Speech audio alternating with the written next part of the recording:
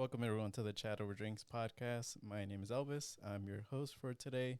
And today is a very special episode. So as I was mentioning in previous episodes that I was going to start having more guests, new faces, new voices added to the podcast. And this is actually one of them. And it's also very special because it's our first ever live stream. So if you guys want to be a part of that and support us in upcoming videos or live stream events, make sure to follow me on Twitch. This is the first time. We're both nervous, so just kind of cut us some slack. But as I mentioned, there's someone new with me today. It's not so. If you want to introduce yourself. My name's Fernando. I'm cousins with Elvis. He's related to me through my dad's side. My dad and his mom are siblings, so we grew up together. He's like a brother to myself and my other siblings because he grew up with us. Not only that, but he grew up with my at my grandma's house with my other cousins. So we like to say that Elvis is Mexican at heart because he grew up with a lot of us Mexicans. Yeah, so for those of you who don't know, I'm 100% Ecuadorian, but I was raised mainly in like a Mexican household. Pretty much I would go there after school every day, just kind of spend some time with them. I'd sleep over their house. That's the same house where all the spooky stories and everything came from. So he can probably go a little bit more detail into that. But we have new camera angles. So as you can see, this is my side. This is his side. So we got some new angles here that will be very interesting. But yeah, if we want to get started with our drinks, what do we have today? I don't even know the name of it, but I think you know. So today what we have is some palomas, straight out of a can. I was supposed to bring all the ingredients, but you know what? I thought might as well, something quick and easy. Palomas out of a can, I'm pretty sure. It's Cazadores, no? Cazadores, yeah. I don't know if I could say the brand of it, but you're fine. I never tried them. I tried them at restaurants. They're okay, but I like the reason why I wanted one was because one of my older cousins actually made some bomb ones, and so I might have to ask him for the recipe since me antojaron. It's my first time trying this. Oh, cheers. Cheers. But when I first poured it, it smelled like squirt. Grapefruit soda. Yeah, it's pretty good. But yeah, if you guys want to go check it out, it's Cazadores, the Paloma. Yeah, I actually saw it on a bunch of like my people's Snapchats, so I'm like, oh, let me try it. Oh yeah, like people online, like it spreads everywhere, like Snapchat, TikTok. Like you see all these new drinks that you want to try. I think that's also like why I wanted to start trying new drinks because I would only drink like Modelos and stuff like that. There you go. Now you gotta need something to drink at the parties. For real, yeah. Only thing is, it's coming 4 in a box, and there's like $20 for that. But yeah, that's our drinks for this week. I typically talk about like locations and stuff, but the place I wanted to shout out was Tito's Jewelry. That's basically where he currently is doing like most of his business from. It's a jewelry shop. It's a family-owned business. We've been in Belmont Craig neighborhood since I think 2000, so we're located right there by the Bercy and Laramie. I'm pretty sure we've had people coming in that know me since I was a little kid. So I used to be there. I used to hate it before, but things happen, things change, and you look at me now. I'm there working, giving it my all. I've been there 5 months now, trying to support the family, and things have been going, pretty decent. But we still got a long way to go if I want to see, start seeing better results. But yeah, come through. If you're looking for any of your gold needs, jewelry needs, we got you. I've noticed that, that you've been doing a lot more like posting on social media, getting more business for it. Because I think before then, not a lot of people knew about it, or at least unless you like pass by Diversity and see it on there. That's a funny thing that even people now that pass by, they don't even know we're there, and they've been in the neighborhood for like years. I don't know what we have to do for them to notice it, but they'll walk in and say, "Oh, I never knew there was a jewelry here. I live right down the block or a few blocks from here. I never noticed." And then like, bro, like, what do you guys walk with your heads down or something? I think it's like the awning, because you know how you have the awning on top. It's like red, like you can't. It's not like it doesn't stand out. True, it blends in with every other spot that all of us have. I think it's because of the owner of the whole. I think I want to say venue. Yeah, he has everything the same. So probably have to make some changes there, or like on your window or something, just so like it can stand out and pop up a little bit more to them. Because it was the same with the flower shop with like my family. They just like, we didn't get a lot of business until like we made changes to like the front window and like put a lot of signs up or like decorations, and then people started noticing more. we even have a sign like up at the front, but it's not lit up anymore because we noticed it didn't bring much attention to it. So I think like mainly what you see from like the inside is what brings in more people instead of like the sign. So I mean, Something for them to pay attention to, right? yeah, but yeah, we'll touch on that a little bit more later on the episode. I did, this is a special episode, so I want to discuss a little bit more on like who he is, what he does, what we've gone through, and just overall chat over some drinks. But I wanted to ask, like, why'd you decide to like come on the podcast? Like, what was your thoughts going through that? First and foremost, I'm here to support. I gotta show love to my cousin. Whatever journey he's taking, I support him. Not only him, but a lot of my family members. So whatever they want to do, positively. When he told me he was gonna start off a podcast, I thought, oh, that's pretty cool. We were at the park actually, Oh, and yeah, we talked about it, and he said it was gonna be about mental health issues, and it's kind of I don't know, I want to say messed up or sad to say, but I know a lot of us, including myself, have dealt with stuff like that. Even to this day, I still deal with a lot of stuff like that. So I could relate to it, and so I'm here basically to tell. I guess want to say my story or a little bit about myself on that because I know I spoke to my cousin about it. I like to think of this as a like a safe haven, a place where you come and open up because I know a lot of us don't like to talk about our issues or anything we're going to. I don't know because of how society is, or either you get made fun of, or and even as us as men, they say men ain't supposed to cry or Oh, yeah. suck it up, or and I grew up like that, but as time went on, I found it harder and harder to control these thoughts within me and all that. So I needed an outlet, and sometimes those could be positive, and sometimes they're negative. So I'm here to share on that. I want if I could help somebody, like let them know they're not alone in this, then I think I've done my part. If you're going through something, then he knows he's got a shoulder he could lean on, just like anybody else, any else of my friends or family. That's what it comes down to. Is like I started this not because like I wanted to like gain like fame or fortune. I just wanted to help people. Because yeah, I mean, there's that stigma of like men shouldn't be like they shouldn't cry or they shouldn't like go through these things. Like they just brush it off and like kind of move on. But then for me, like I wanted to start this for like different reasons. Like I wanted to be like a voice for people that to know that they're not alone. That they that we all go through shit like this. We go through like different mental health issues that we just don't talk about, especially like in a Latino household. We don't talk about it much because we're taught to like as we're growing up, we're taught to just like brush it off, like keep on moving and like Sil said one episode, like ponte las pilas and just like keep on moving.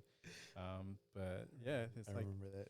yeah, it's just like giving each other like a voice and letting you know that we're here for you guys. If you guys ever need anything, you can always like DM us or you can DM me at the Chat Over Drinks Instagram or the email, and just like if you have a question or you're just going through something and need someone to talk to about it. I won't respond right away, of course, but I'll get to it eventually and just make sure that your voice is heard. Same thing, like people want to come on and tell their stories and their experiences. So that's why like he's not the only one that's going to be here with me. It's going to be other people as well to tell like their stories, and it doesn't have to be related to mental health. It can be like just general stories they want to tell, whether it be like I know a lot of people are interested more in like scary stories or like conspiracy theories, stuff like that. Like they like to hear that more, but I do want to dedicate some time as well to like mental health issues and make sure people are aware of that. Um, but yeah, I mean, I'm glad that caught your attention. I'm glad that you want to be a part of the podcast. I know, yeah, I think we were doing like a video shoot for the jewelry store, and Yo. that's where I brought it up, like, hey, I'm doing a podcast, or I plan on doing a podcast like soon. And I showed him a little bit like a clip about it, and I feel like he's been supporting me 100% on this, on my socials everywhere. He's been like sharing it and promoting it to like all his friends, and I appreciate that because any little thing helps, to be honest. So I've noticed that like little by little people are like listening to it more. They're going out of their way to like go to like the Instagram and like follow that and just like share it and share the videos that are on there. and I appreciate all that, like all the support. So, if you guys want to support me, that's the best way you can do it. It's just like by sharing it with other people and letting people know about the podcast. But yeah, I mean, moving on. I don't know if you want to talk a little about your history or like anything. It's just what comes to mind. What comes to mind? Well, a lot of things come to mind. Just by my family grew up in in Logan Square back in the '90s. It was a house. I don't want to say it was. People say there's a house and then there's a home. I don't want to call my house home because it didn't feel like home because of whatever was going on there. So my dad's Ecuadorian and my mom's Mexican, and I'm the oldest of four. But my brother after me is 2 years younger than me, and then my sister's about 5 years younger, and then my youngest sibling he's 8 years younger than me. So I could say that I always felt like the the guinea pig, the test monkey Yeah, for my yeah. family. Yeah, I think that's how we all feel. Like if you're like their firstborn, like they test everything on you first just to see how it is, and then they kind of know when to back off, like on the younger siblings. Because that's something I was gonna ask. Like, how did it feel like being the oldest, like going through all that first, and then kind of seeing how it progressed afterwards? Yeah, I feel like something that my younger siblings, especially my sister and my youngest brother, they don't understand how it was back in the day. Like my parents were really, I don't want to use that word, but they were really toxic. They, I guess it was to do with a lot of things, like they were stressed from work, being little kids. I don't know. It could have been a lot of things, but I just know a lot of the bad things they were going through. But back then, I didn't understand it, but nowadays I can. But unfortunately, it all affected me as a kid. Even their relationship wasn't good. Where I think things started to get like worse was when we moved out of that Logan Square neighborhood up into like Galewood, which is around North Avenue and Narragansett. Um, that's when I started realizing that or internalizing things like, damn, I might be going through depression because my whole demeanor changed. I used to be I want to say a outgoing, wild kid. Like my daughter is now. I'm a father of a 9-year old right now, and she remind people say my family says that she reminds them of myself when I was a kid, and I was like, oh, I hope my daughter stays this way, her goofy self, her lovable self, her kind self, because I used to be the same way she was. But as soon as we moved out of the neighborhood to our new home, that's when things started to change. I became I became distant, shy kid, like a turtle, like just in my shell. A lot of things that I saw my parents going through, like my mom especially. I know she might not like that I'm putting this out there, but she took a lot of her anger out on me. My dad too, like whatever my dad put my mom through, she took out her frustrations out on me. So that affected me, and I just became this angry kid. Like that's all I knew, anger and hatred and jealousy and stuff. And I used to back in the day, and I've told my cousin this a lot of times that like I'm sorry because I know I wasn't the best cousin at first or before. I used to be a bully to my younger siblings, to my younger cousins, and I didn't know why. I was just so angry at everybody and and jealous. I was jealous that my cousins that were my cousin Elvis grew up without a father. The times that he was with his dad was like I remember his dad like buying him stuff, taking him taking him out, like kind of like I don't want to say spoiling, but that's how I looked at it back then. Yeah. Even my other cousins, Mickey, Eduardo, and that they grew up without a father at home, but they used to go with their dads on the weekends.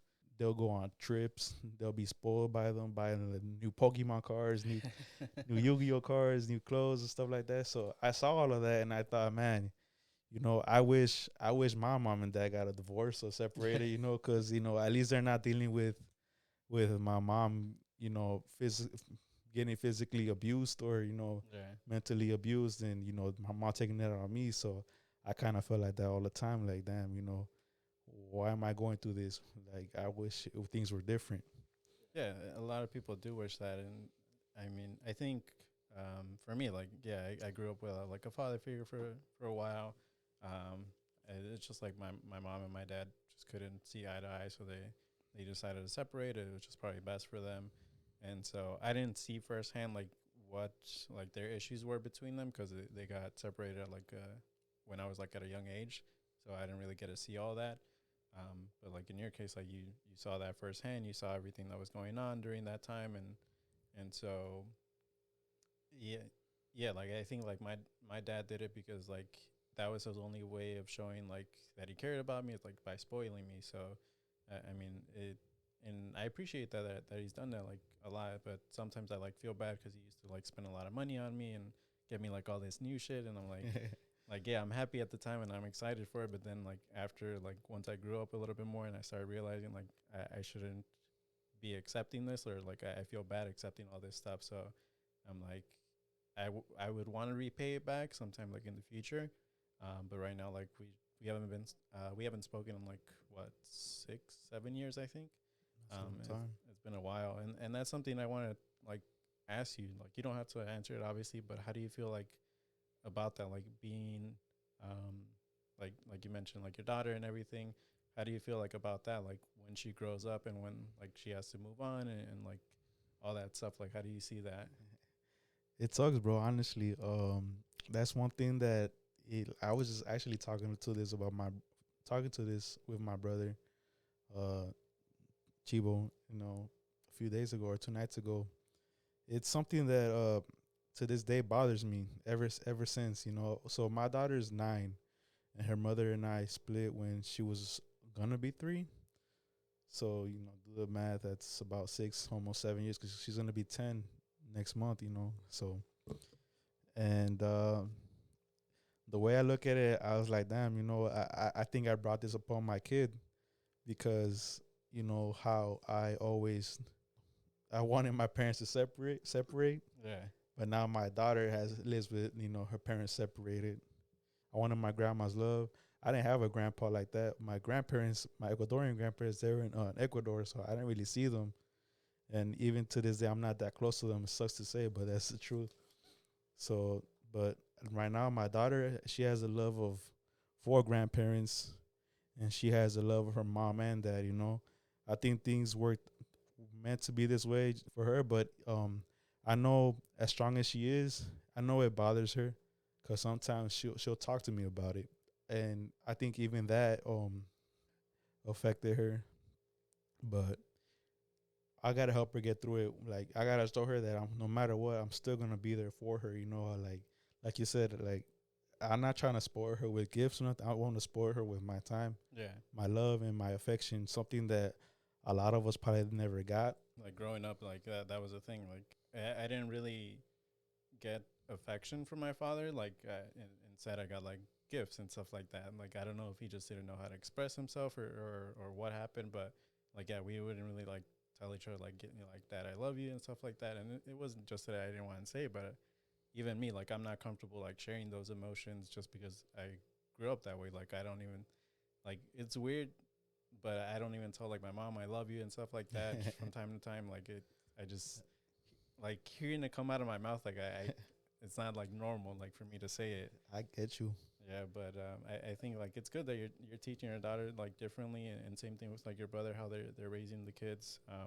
I think that's and I think yeah, you guys were talking about it like a few weeks ago when I went over like how you guys treat or raising your kids compared to like how you guys were raised, and like the differences and how you guys are like one step ahead and making sure you guys are like going through those issues before it comes up like in the future like with them is like Exactly. they're becoming like teenagers and how that's going to be affected, and you just want to make sure you guys are prepared and like they were. Exactly. Because something my dad was saying is that his words all that's how I was taught. Oh, I never got love, or I never got this. And it's by if I would have kept that same mentality, I that would have been, I would have been a worse type of father for my daughter. So I thought, right away, even when I was 16, I knew what kind of dad I wanted, or what kind of dad I wanted to be. Yeah. Because I think sounds funny. Even like when my very first girlfriend at 16, we talked about having a kid, and I thought to myself, man, if I do have a kid, this is what I want for my kid. I already know the type of person I wanted to be, and so that's why every day it's not easy, but every day you work at it. That's one thing I could say I learned from my dad. I learned what not to be. Yeah. You know, he's a good person business wise and all this other. But my dad is like your mom. Like they're stubborn, hard headed. They're good workers. They're good business people.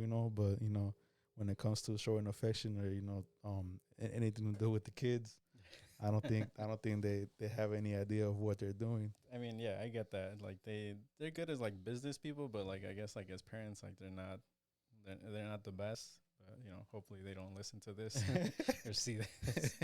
Nah, I mean, they might one day, bro. But It'll be out there for them to see. But yeah, it's just like being honest with them. Like yeah, we true. can't really we tell them like, oh, like some of the things they did before, but they just don't, like, they brush it off. But like, I mean, we've been telling them for years like how they treated us or how they raised us and everything. Because I mean, like, yeah, I mean, I don't want to put my mom out there, but she like would not abuse, but like it's just like hitting me like to for me to like learn.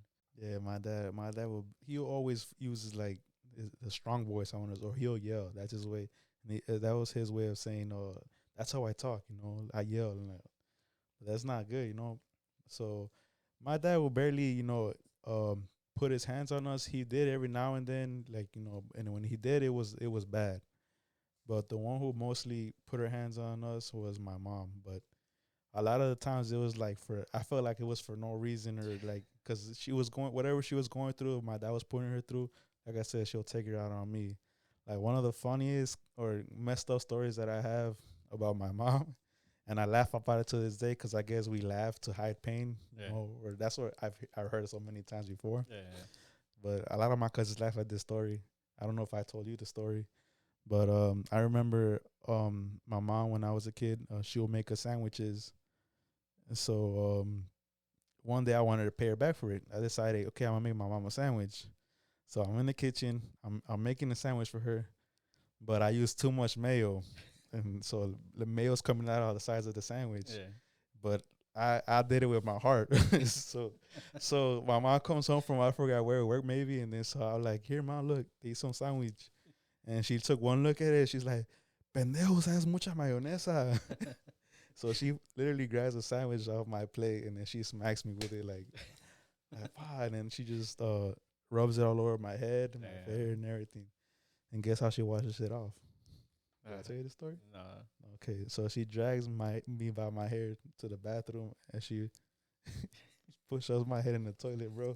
What the fuck? And she flushes it, bro, so the water just coming down. Like that's like legit child abuse, bro. Yeah. I'm gonna lie, but I laugh about it. My cousin laugh. My mom probably laughs about it too. She'll be like, "No, I didn't do that to you." Like, man, I remember that. Yeah, they deny it like it never happened. But yeah, because I mean, yeah, I had stuff like that happen before, and I bring it up to my mom all the time. It's like, oh, you remember that time you hit, like you beat me so hard that I couldn't go to school for like a week. She's like, no, I don't remember that. When that happened?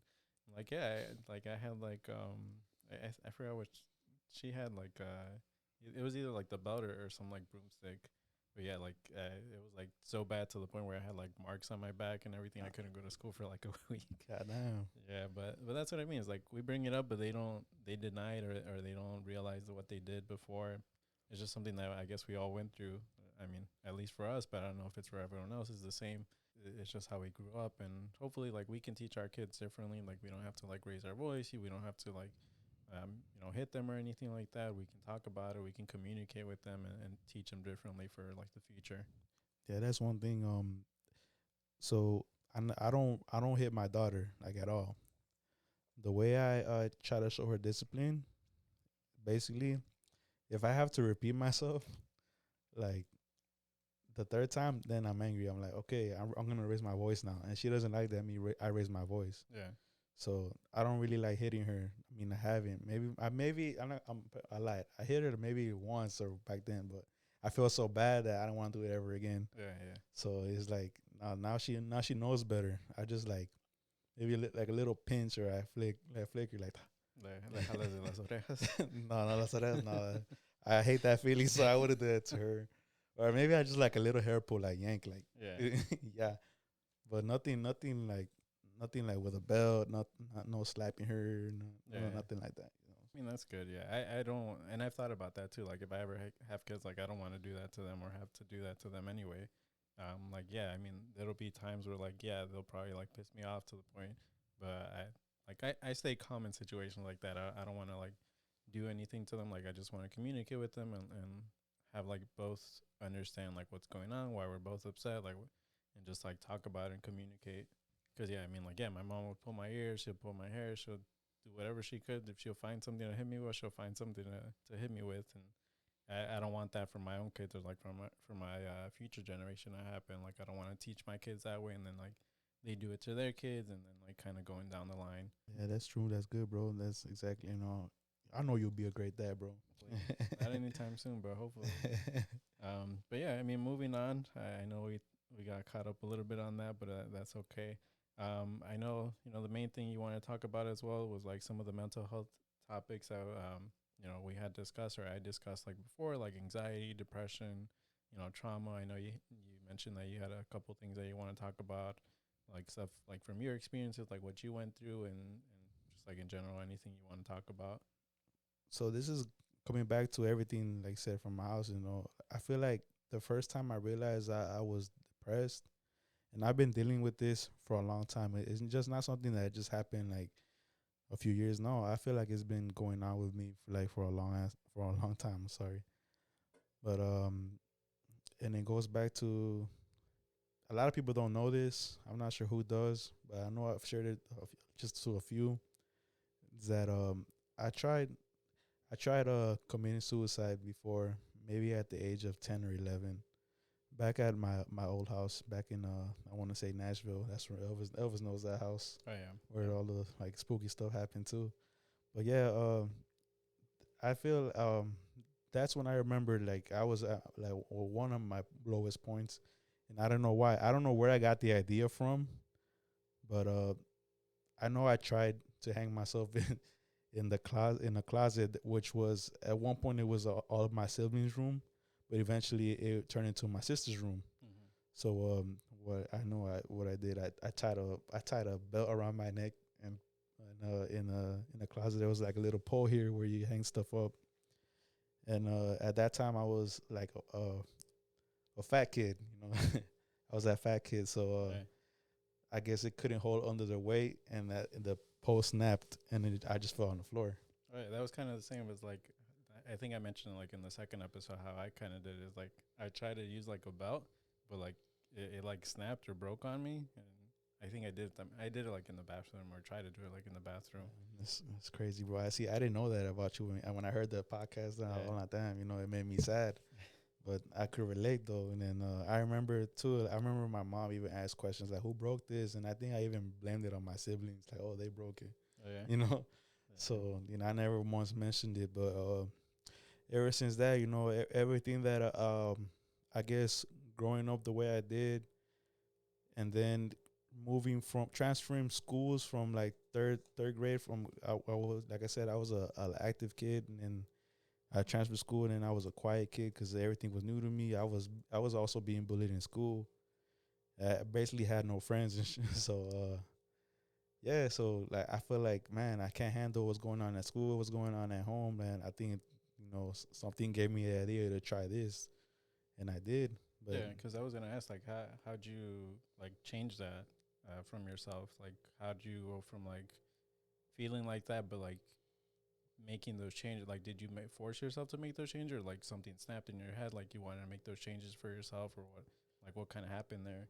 like you change positively or Yeah, negatively. yeah, like positively, like because you mentioned like you were like a little bit like heavy set and all that. Like how'd you decide? Did you just like one day decide to do that, or No, actually, I think it was just a visit to the doctor, and they told me I was like I need to start losing weight, yeah, but it didn't happen. Like I said, because if you go from my third grade to fourth grade, I have pictures where I'm still like a skinny kid, but it's the yeah, fourth, fifth, sixth, seventh, eighth grade, like up to high school, I was a fat kid. Like like I said, I was like a hermit, bro. Like I didn't talk to nobody, I didn't have any friends, and something that my mom, nobody ever questioned it, but I just kept a lot to myself because of what I was going through.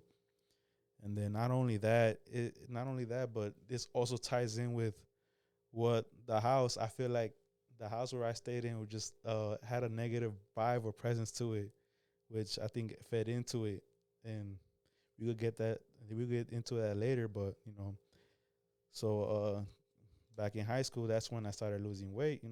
Because I used to walk from home from school all the time, and then all the walking from classes Mm. back and forth between classes. Yeah. That helped me to lose some weight, and so eventually I just lost weight.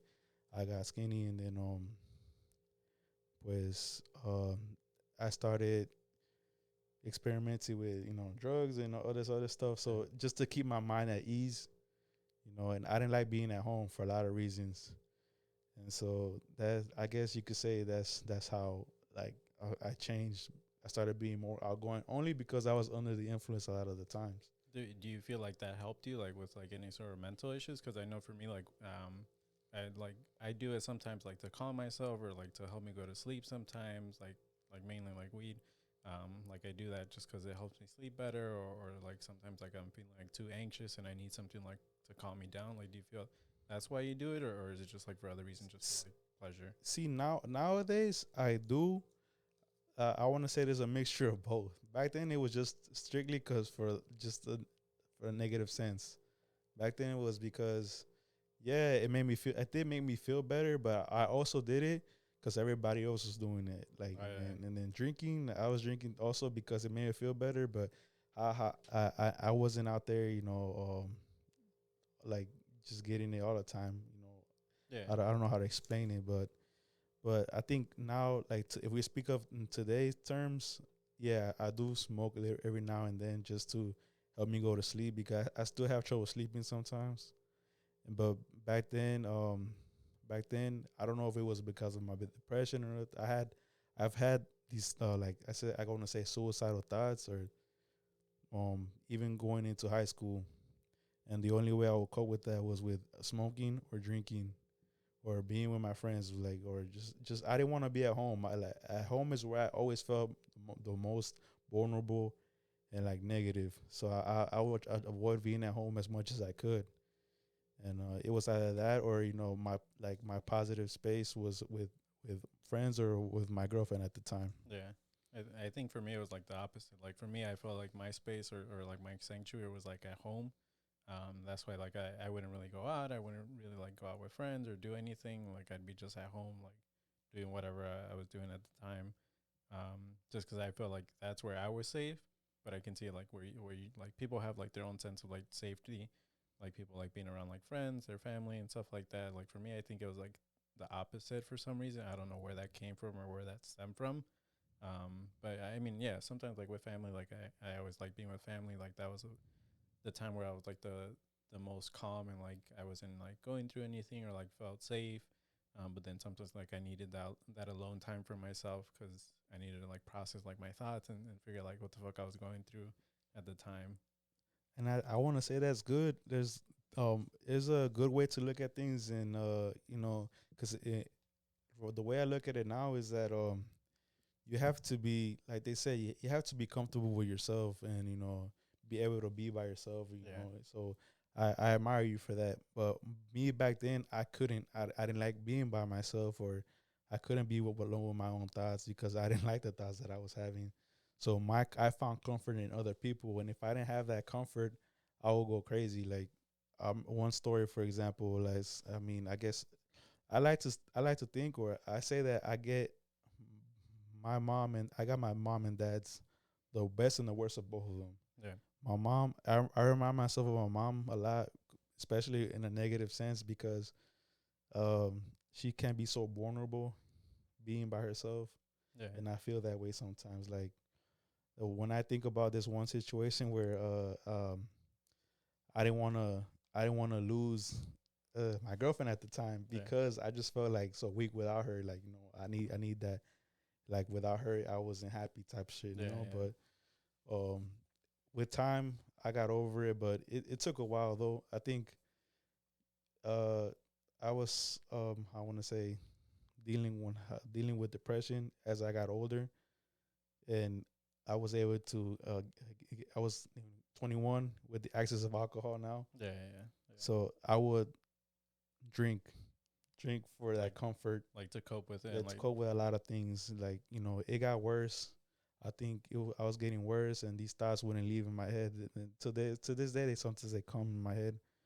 But I think it was getting worse toward a point where I read somewhere it says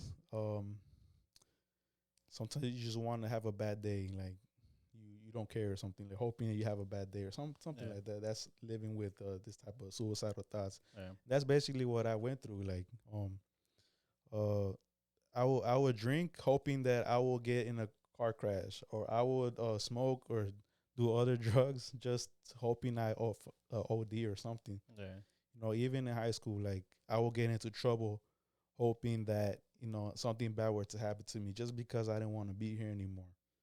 yeah, And I think I've dealt with these thoughts all the time, and they're back there. I don't know if it's just me or people do the same thing, but I've always felt like either something was after me, or these thoughts in my head just want to off me, and then boom, it's over. But yeah. I think in a case like that, it's more like because I've gone through that. Like being and like after turning 21, like you get access to all these things like alcohol, drugs, or well, you can get access to that before that, but it's still.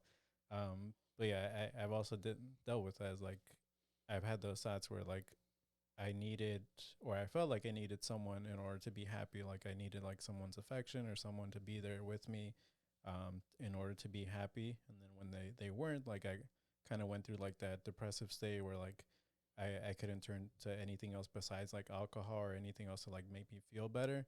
But then I realized that, and I think this is like a study that happened. But like alcohol, it actually depletes some of like the some shit in your brain that it depletes it so much that you get even more depressed after you stop drinking. yeah, Like the morning after when you feel it, like it makes you even more depressed, and then like you go back to alcohol again because you want to, not feel that way. And so in cases like that, like you stop drinking, or like you need to learn to stop drinking in order to make like feel better and like actually work on yourself to make yourself happy, instead of just like relying on like alcohol or drugs, like anything like that, because it actually makes it worse in the long run.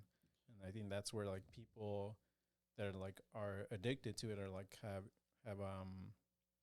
what is it like our alcoholics and stuff like that, they continuously drink because they feel like it's gonna make it better, or like any issues that they're going through, like that's their only way of coping with it is like to continue drinking and doing all this other stuff, but it's actually just making it worse and worse for them. that's crazy. And then now that I think about it, I know a couple people that might be going through that, and then I always felt they're going through something like that. I just don't say it. Yeah, you don't Never- reach out to like I reach out sometimes. to them just because I don't want them to get offended, Yeah, or not only that, how do I approach somebody like that? Because I don't know. I think I've been there, not only myself, but like at the time was one of my cousins. So one of the, if I could say this, one of the worst years, I guess, of my life is 2014. And that's because for one reason is, or two reasons actually. First was that's when my daughter's mother and I split. mm-hmm. So like I was desperately trying to get them back. Yeah, I went from living with them, waking up with my daughter and her mom every morning and all that, yeah, to just being alone, and it hurt, especially because I miss my daughter so much. I love right, my daughter, so I was coping with that, and at the time the only person that was helping me get through that was my cousin. I said, rest in peace. yeah, And then so a month he was released. He was locked up, and he came out in September. And September was a month that my daughter's mom and I broke up. So he was not only helping me cope, but he was trying to help me get her back. yeah, So then October comes after that, and then that month was the month that my cousin passed away. So then now I'm feeling really helpless. Like, first I lose my family, uh, in a sense, yeah, and then I lose my closest, my best friend, my cousin. And so I was just sinking deeper into a dark hole, and then I picked up drinking heavily and amongst other things, and that's when like you said, I was drinking every day, every night. I wouldn't know how I got home sometimes. Not only that, it was him, me and his girlfriend, my cousin at the time. I considered her my cousin Yeah. because as a mother of his kid, me and her were just drinking every weekend or almost like 3 or 4 nights in a row. Yeah, because I'm sure she was like also like devastated. Yes. And so I don't know, like we were there for each other, but we weren't trying to help each other up out of that circle. We were just like just going down in a spiral. Yeah. It wasn't like maybe like a year. It lasted like that for a while. Probably like a year or some so later. Another person that helped me after a while was my sister, and talking to my sister. And that's one thing I want to say, that talking to somebody actually helps, even if it's just to listen. Because my sister was there listening to me, even though if she didn't have any advice for me, she would just let me pour out to her as much as I could. So one day I just decided, I'm tired of feeling like this. I'm tired of feeling sorry for myself. Tired of feeling like shit every day, every night. I want to get out. I want to try. I want to, And little by little it helped, and I stopped drinking as much. I stopped, as I was at that person. Like, sometimes I still have my days, but I'm not there anymore. And then to this day, it's a work in progress, I want to say. Because it's sad to say, even back then, my daughter was 3 years old at the time. Even she wasn't enough to help me or save me, and it's fucked up to say, but yeah, like I didn't care at the time, but now I think like, man, no, I have to live for her. I have to be a better person for her. I wish I could be a better person for her. I wish these thoughts was just stop messing with me. It sounds like like that was a lot that you went through for like a year, like more than that probably, and yeah, I mean that's why I mean like it's good to talk to people. It's good to like whether they're just there listening or they don't even have to say anything back. You're just like venting to them and letting them know how you're feeling at that time. Because yeah, I realize that too. It's like I can't just hold everything in. Like you need to tell someone. Like the more you hold it in, the more it just kind of builds up inside of you, that to the point that you just like explode and you don't know what to do at that point. So that's why I always tell people like, if you need someone to talk to, like I'm here. Like I don't, whatever I'm doing, like I'll be here for you. Like I tell some of my friends that is like, if you're going through something, just like let me know. Like even if it's just to listen, like I can give you some advice. If not, just let me, like you can call me anytime. Like I'm here. Like I'll if you need something from me, like if I'm not doing anything at the time, like I'll stop by and just like comfort you for a bit. But also that's where kind of like therapy came into play, because I didn't really know about therapy at the time. And then like I also was going through like my own issues, but like at the same time, like I was helping other people, but I wasn't helping myself. That's my problem too, bro. Yeah, and that's when like I thought to myself like, why not try therapy? Like what? Like I don't lose anything from it. Well, yeah, I pay for it, but still, like I'm not. I have someone there to talk to and tell about like my problems, and they can tell me like how I can work on bettering myself. And that's kind of like where all this came from. Is like this thing didn't come from just me like sitting there and thinking about it. This came from like me going through with my therapist, like telling me like, oh, like what do you like to do? Like what do you feel like doing when you're doing this stuff? Like is it helping you? Like is it bettering yourself? And then I realized it more and more. Like yeah, I like to be creative. I like to like talk to people. I may seem quiet or shy, but like I like to listen to them and listen to like their stories and see what's going on.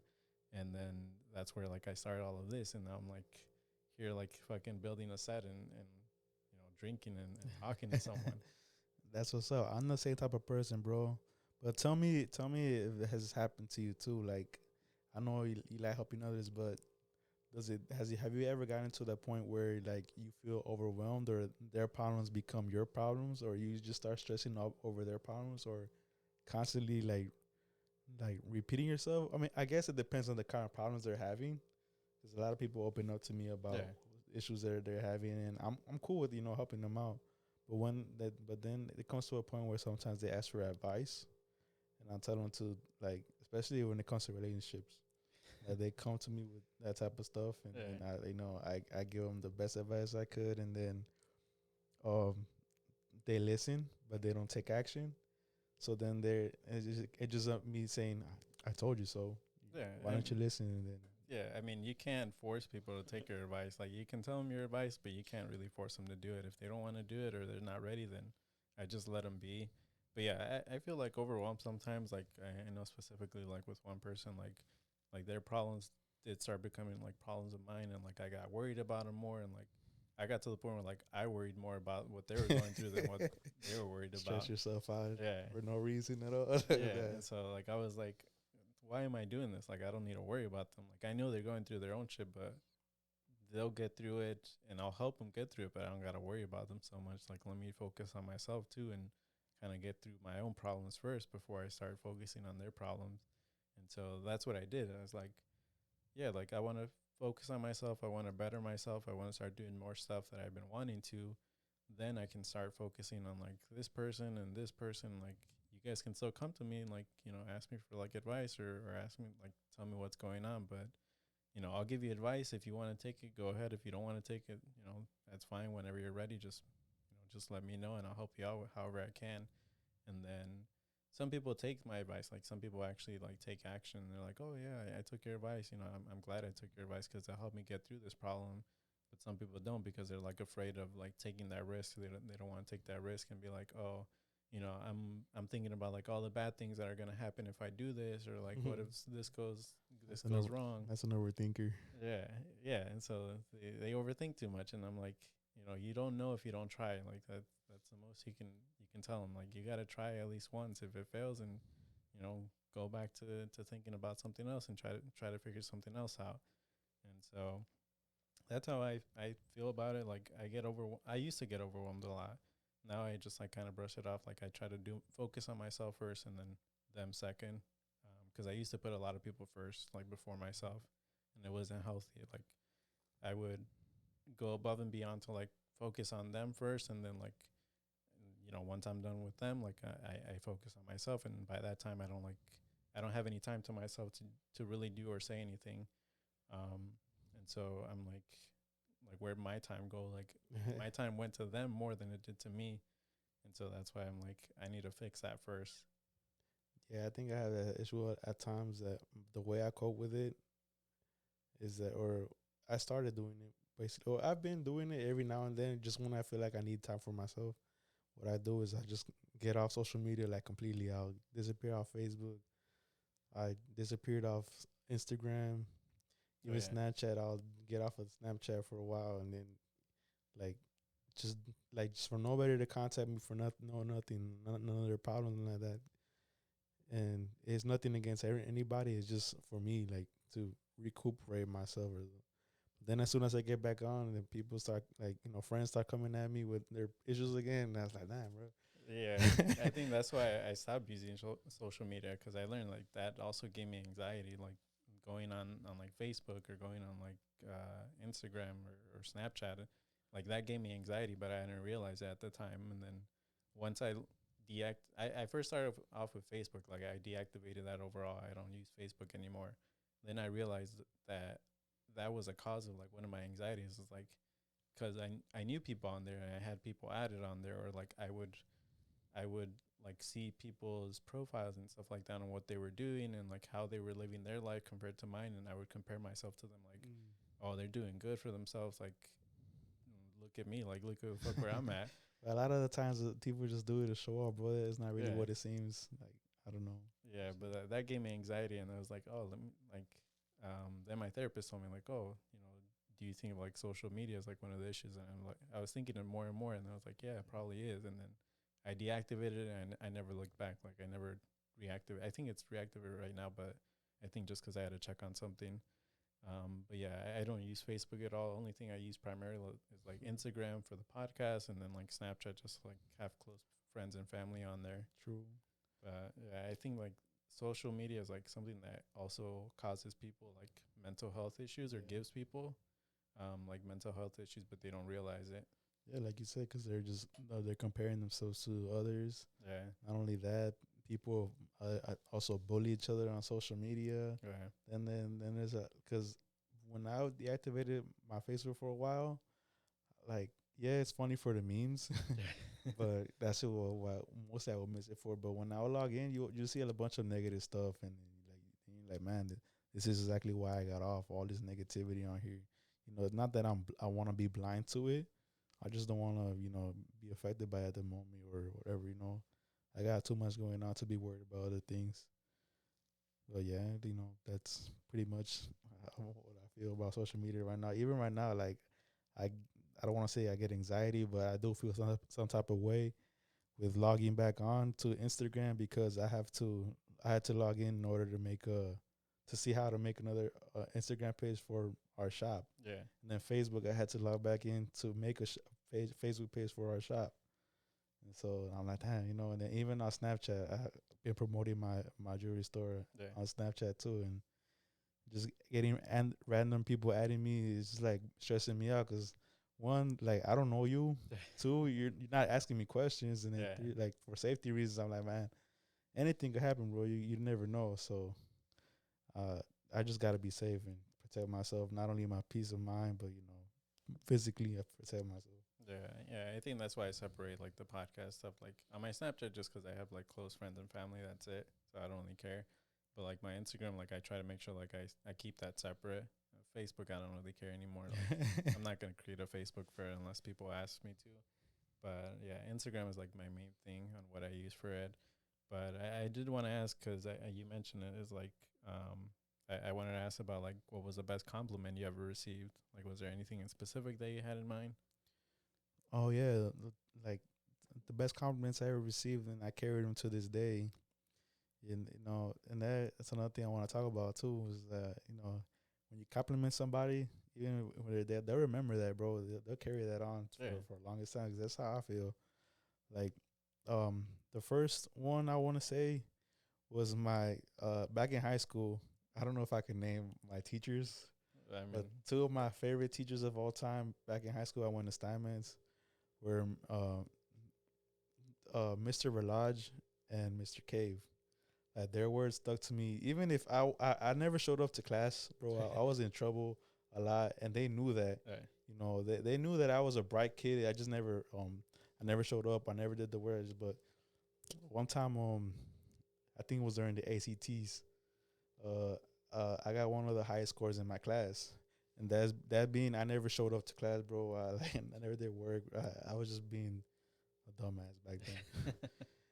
But I remember he pulled me to the side and told me like like he was proud of me that for the score that I got, Yeah. just because like he knew I guess I was like a troubled kid, and he told me like he always knew I was smart. I just gotta better I guess como se dice enfocarte focus Yeah, like focus more. discipline or something like that. Some words he told me, but yeah, I've never been called smart by a teacher before. Never they said that like he believed in me, and he announced it to the class that day too. Like, oh, Yeah. how proud of me he was. And that day I got so much hate from a lot of students because they're like, man, you're just a thug, you're just a gangbanger. You don't even show up to class. How did you even pass? Yeah. And then one of my girls defended me. I forgot her name, but she's like, "Oh, that's why you got a 14 and he got this." She started crying, bro. That was one of the good days. Like, now, my teacher believes in me, so I gotta believe in myself. Another one, Mr. Kev, he also did the same thing to me. Like, one day there was a huge fight going on and between people that I knew and other people, and I was supposed to be part of that crowd. But he pulled me to the side and stopped me. He's like, "Man, you're better than this. I know you want to do better. You're like, you don't want to do this." And so at the end of the day, I still went and did that dumb shit. But But you still like took that I advice. took Like, that advice from him, and it stuck to me. Like, I'm not one to look for trouble. I'm just always there for somebody that needs my help. That's always been the type of person I am. And for the last one, I want to say the best compliment like was one of my close friends that I met in my K9 job. So I used to be a security guard with a K9 dog. Um, my boy, I'm gonna call him Z. His last name is Zavala. I'm calling him Z. Este, we were talking. I didn't know him that well, but we were talking one time, and he told me that he loves the vibe or the presence that I have. I have like some type of presence or positive energy to me. It's like I'm a light in a dark room, and that no matter what I go through, no matter the like how dull or bleak things might seem, that I I always keep a smile on my face, and I always try to lighten up others, and I'm always there helping others out. Like a guide, like a light. You said like a guide, like a light, and then and I took those words to heart to this day, and and I know I am that kind of person. I could say that, but unfortunately, I think I told you also that there came a point where I didn't feel like that anymore. Where I pushed him away. I pushed a lot of people away just because I didn't feel like that light anymore. I just felt negative. I felt like the light like burnt out or whatever you want to say. So I didn't want him or anybody to see me that way, because I just felt down. I felt depressed again, so boom, I showed myself out. But I reached out to him recently, and I told him I apologized about what happened, and he was still cool. He's All right. like, yeah. So that made me happy because I legit missed him. It went a while, and then it went a while without talking to him. But I know he's got things to do, just like I got things to do. Like he's got a family now. He's got a daughter now, Oh, and so I'm happy. Like I like that. Like with my closest friends, when they got great news, like he just became a dad. I remember two of my other guys just became dads, and I was one of the first people they tell. yeah. It's because I was one of the first boys that they knew that I was a father, and so I figured, yeah, I'd rather them do their thing instead of me being around, being all negative. Like when they ask you how your day going, Yeah. I don't wanna start out like, man, I'm going through this, bro. I'm gonna be just being sad. Like, nah, Yeah. I just wanna tell them that I'm good, even when I'm not. Yeah, I mean, you don't want to. Yeah, like I guess that's normal because you don't want to put like your problems because they probably have their own stuff that they're going through, or they got more bigger issues. I mean, that they're going through.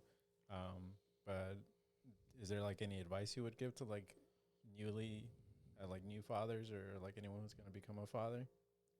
I would say just show that love and affection to your kid, not only to your kid but to your girl, your wife, or whatever, because it's a team. It's a team. It's Like a team. teamwork. Yeah.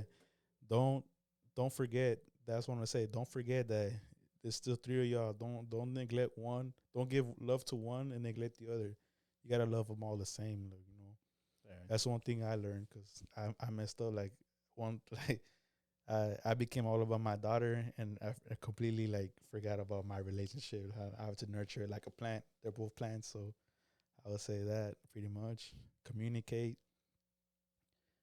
Just it all comes as you go.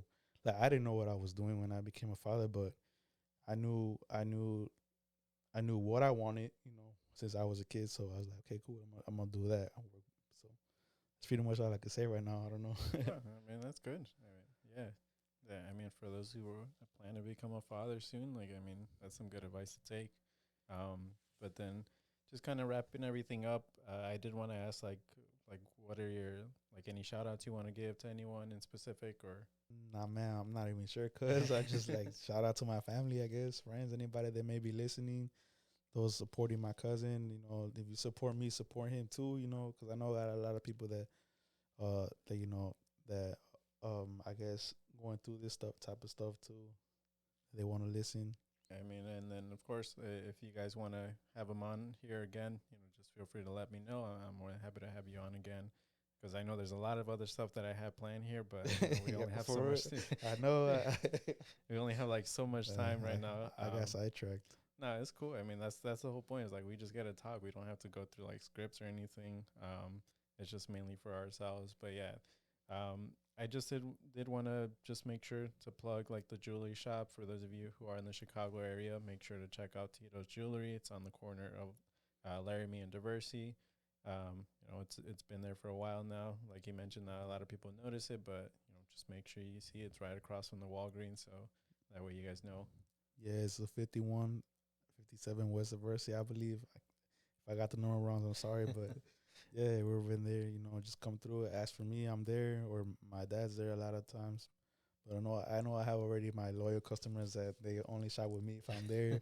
So come through, whatever you need, gold, jewelry wise, gold, silver, watch repairs, Of course, make sure to follow the Chat Over Drinks Instagram, or if you guys want to send any questions or recommendations, you can send them to chatoverdrinkspodcast@gmail.com.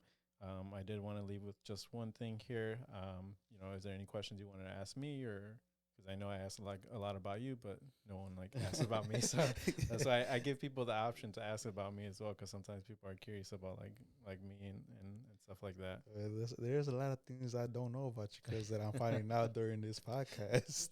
I mean, there's a lot of stuff that I kept hidden from people, and like I'm glad to like at least put that out there for people. That way, they know that they're not the only ones that probably went through stuff like this that I went through or I'm going through.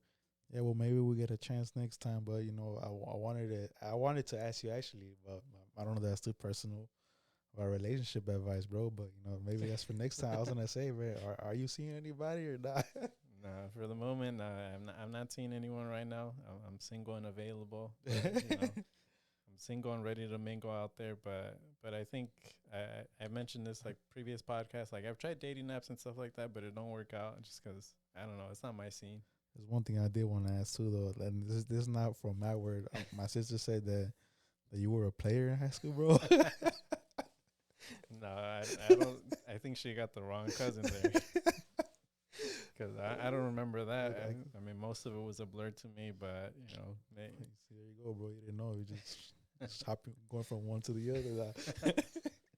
Well, maybe for next time we have you on, we'll talk a little bit more about that. I would love to come back on, bro. We still gotta speak about spooky stuff. Oh yeah, I'm down. There's still like some stories that we want to talk about the old house. I'll definitely make sure to have you on here. Probably in like the next couple of weeks. I know I have a couple of people lined up, so for those of you who are interested in wanting to know like the lineup or who's gonna be on here soon, I'll make sure to keep you guys updated on the Instagram and then everything else on there.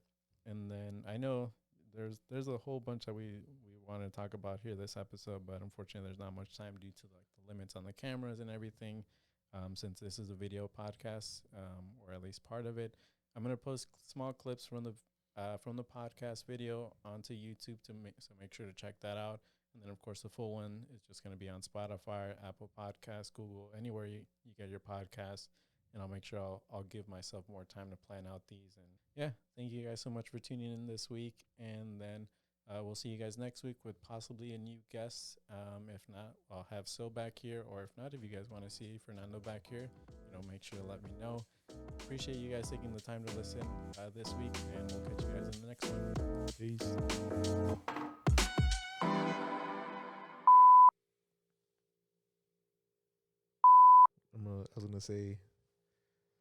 I was gonna share that part of us. Not. I don't know the story, but I'm pretty sure I was gonna say something about. Oh, if you didn't know, fun fact, that was his nickname in Sharpie. He got it from like my cousins, no? Yeah, I forgot how it was. I think we were like all in the garage at Nashville, in the car. I think it was like the old car that you guys used to have. I think that's where we started coming up with like nicknames and shit. It was like Sharky or Sharpie. That's just funny.